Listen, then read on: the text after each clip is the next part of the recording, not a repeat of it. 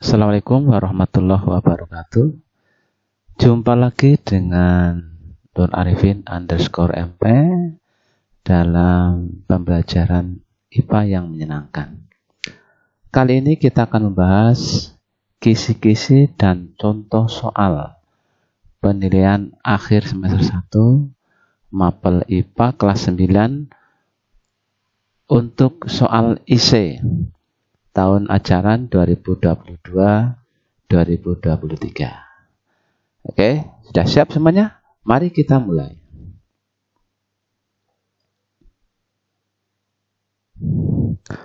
Untuk kisi-kisi nomor 36, disajikan beberapa pernyataan tentang pembentukan gamet.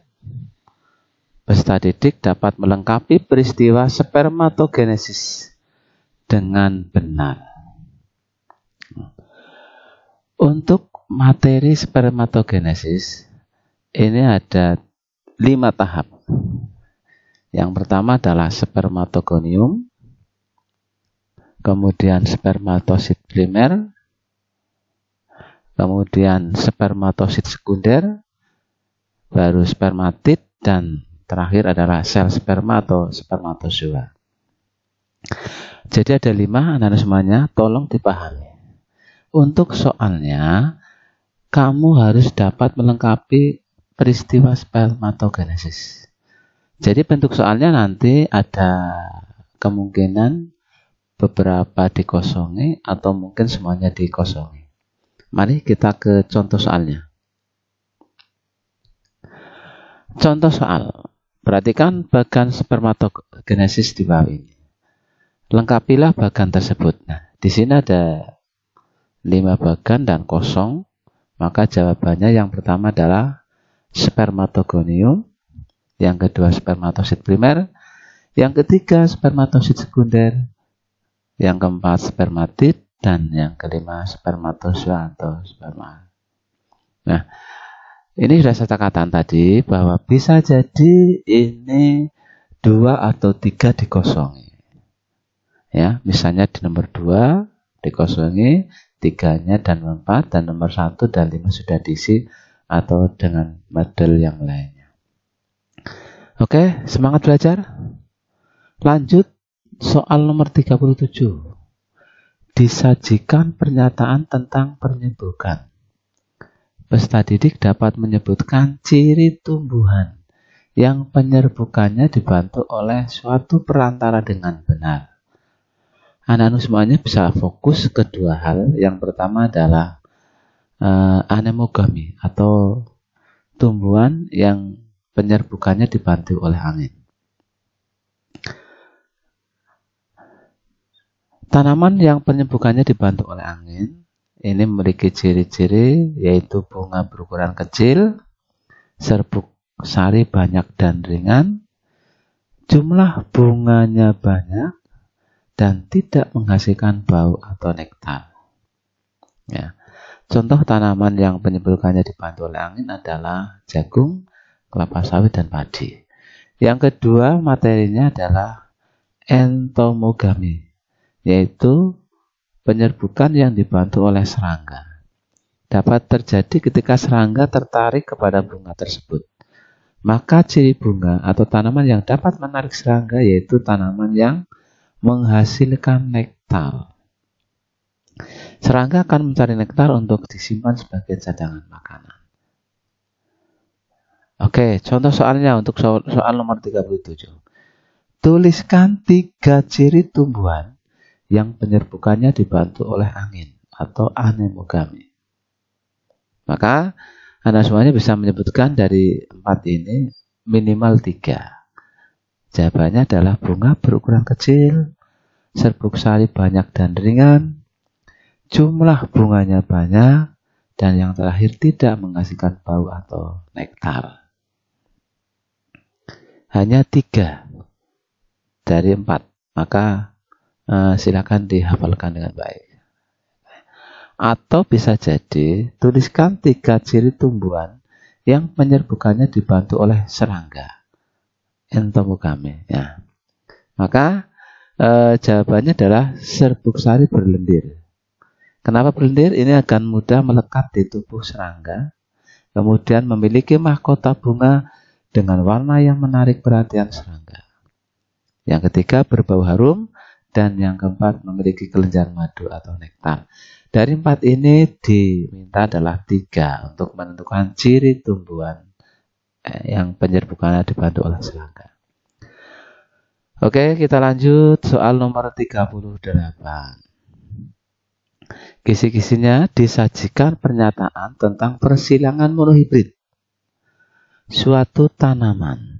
Peserta didik dapat menentukan perbandingan fenotip dan genotip dari F1. Dari keturunan pertama, belum sampai ke keturunan kedua atau F2.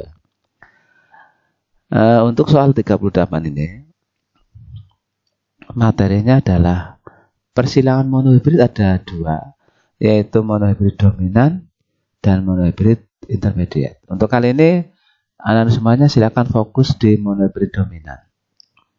Cuma harus dipahami nanti pada genotipnya adalah yang bisa jadi yang monohibrid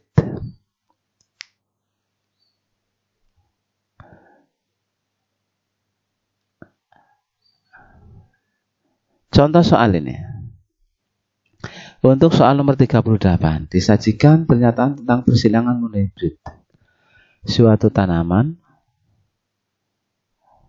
Ini adalah soalnya, pohon jambu berbuah besar, bergenotip B besar, disilangkan dengan pohon jambu berbuah kecil, bergenotip B kecil, menghasilkan keturunan F1.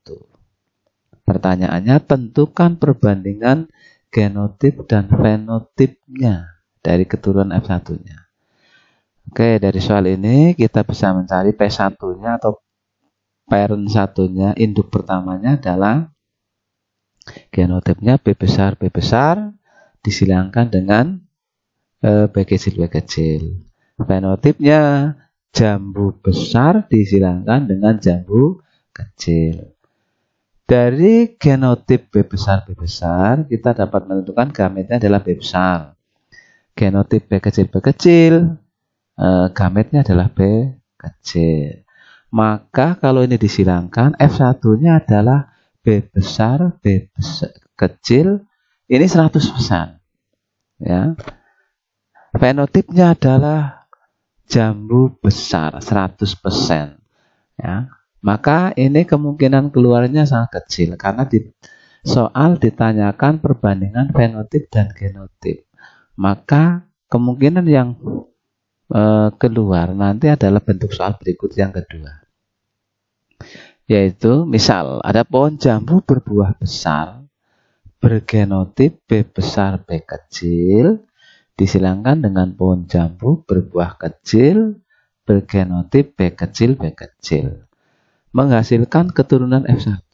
Pertanyaan adalah tentukan perbandingan genotip dan fenotipnya. Oke. Ini adalah heterozigot. Dan satunya adalah homozigot resesif. Maka P1-nya ini adalah B besar, B kecil, disilangkan dengan B kecil. Fenotipnya jambu besar dengan disilangkan dengan jambu kecil. Gametnya ini B besar dan B kecil disilangkan dengan B kecil. Maka hasil persilangannya F1-nya adalah B besar, B kecil dan B kecil, B kecil. Ini genotip hasil persilangannya. Sementara fenotipnya adalah jambu besar dan jambu kecil. Maka perbandingan fenotipnya dari F1-nya adalah B besar banding B besar B kecil banding B kecil adalah 1 banding 1 atau sama dengan 50% banding 50%. Sementara perbandingan fenotipnya adalah jambu besar banding jambu kecil sama dengan 1 banding 1 atau sama dengan 50% banding 50%. Silakan fokus di contoh soal nomor 2, tetapi hati-hati bisa jadi nanti tumbuhannya atau tanamannya adalah lain. Misalnya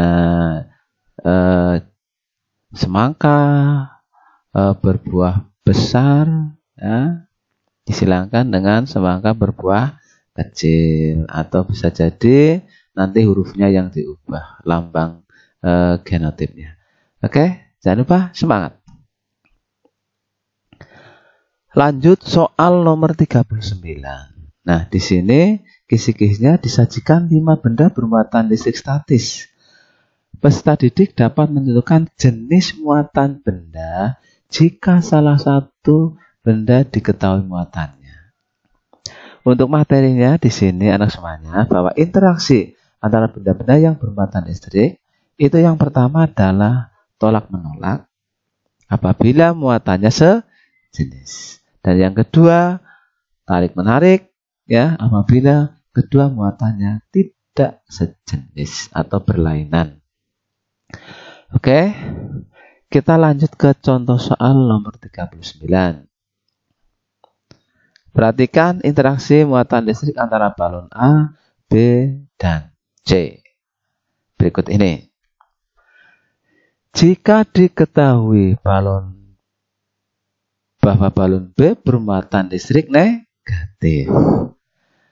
Pernyataan berikut ini yang benar mengenai muatan listrik pada balon A dan C adalah, ya, ini kata kuncinya salah satunya B-nya adalah negatif. Ya. B-nya negatif. Nah, di sini A tertarik oleh B. Maka A adalah muatannya positif, betul ya.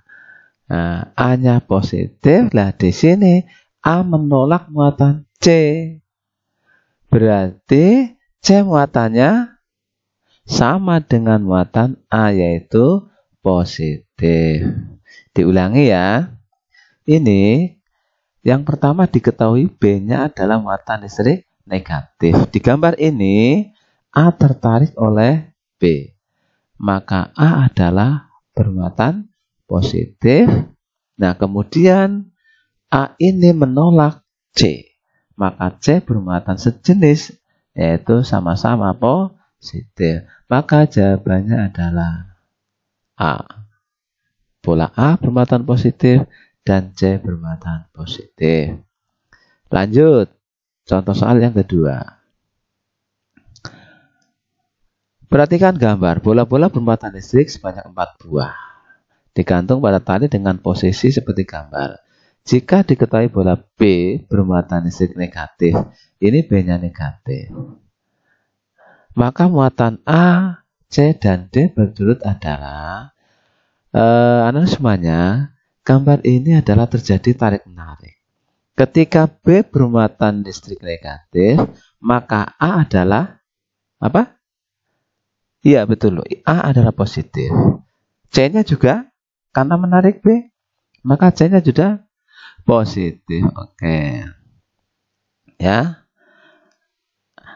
Berarti A dan C ini positif. Nah, sementara C menolak D, berarti D sama atau sejenis dengan C. Maka jawabannya adalah A positif, C positif, dan D positif. Berarti jawabannya adalah A. Oke, tetapi mohon maaf, besok ada 5 benda yang digambar. Tapi jangan khawatir, selama anak-anak semuanya memahami konsep bahwa muatan listrik yang sejenis akan tolak-menolak dan yang berlainan jenis akan tarik-menarik, maka akan sangat mudah mengerjakan soal nomor 39 ini. Oke, dilanjut.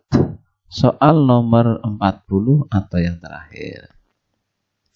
Kisi-kisinya disajikan gambar rangkaian listrik. Peserta didik dapat menentukan arus listrik pada percabangan sesuai dengan hukum Kirchhoff. Hukum Kirchhoff ya ini materinya bahwa E atau jumlah E masuk sama dengan jumlah E keluar. Contoh gambar ini. I masuk yang pertama, ini adalah I total. Kemudian masuk di titik percabangan, keluar jadi 3. Ada I1, I2, dan I3. Nah, dari I1, I2, dan I3 nanti masuk di titik percabangan lagi, keluar dengan I aksen. Maka berdasarkan gambar ini, jumlah I masuk sama dengan I keluar, maka I total sama dengan I1 ditambah I2 ditambah I3 sama dengan I aksen. Oke, biar lebih jelas kita pahami contoh soal berikut ini. Ya. Perhatikan gambar. Pertanyaannya adalah tentukan besar I3 dan I5. Ada kesemuanya di gambar ini. I1 ini 3 ampere. Masuk di titik percabangan. Nah, keluar jadi ada I2 tambah I3 tambah I4. Nah, jadi I1 ini sama dengan I2 tambah I3 tambah I4. Nanti keluar lagi di titik percabangan sama dengan I5. Maka I5 sama dengan I1 atau I5 juga sama dengan I2 ditambah I3 ditambah I4. Oke, ini pertanyaannya adalah I3 dan I5. Berdasarkan rumus, I masuk sama dengan I keluar. Ya, kita gunakan rumus bahwa I3 ini adalah I1 dikurangi I2 ditambah I4. Nih, I3 sama dengan I1 dikurangi I2 ditambah I4. Berarti I3 sama dengan 3 dikurangi 1 ditambah 0,5. Ini sama dengan 3 dikurangi 1,5. Maka I3 sama dengan 1,5 ampere. Ini 1,5 ampere. Kita buktikan. Ini 3 ampere keluar 1 ampere tambah 1,5 ampere tambah setengah ampere. Berarti total sudah 3 ampere. Maka jawabannya I3 sudah betul. Kemudian I5 ini adalah sama dengan I1. Ya, jadi I5 sama dengan 3 ampere. Oke, anak semuanya. Demikian pembahasan kisi-kisi soal ya dan contoh soal untuk IPA kelas 9. Penilaian akhir semester 1 tahun 2022-2023. Sekian, terima kasih. Tetap semangat belajar dan berbanyak berdoa. Semoga Allah Subhanahu wa taala mengabulkan permohonan kita.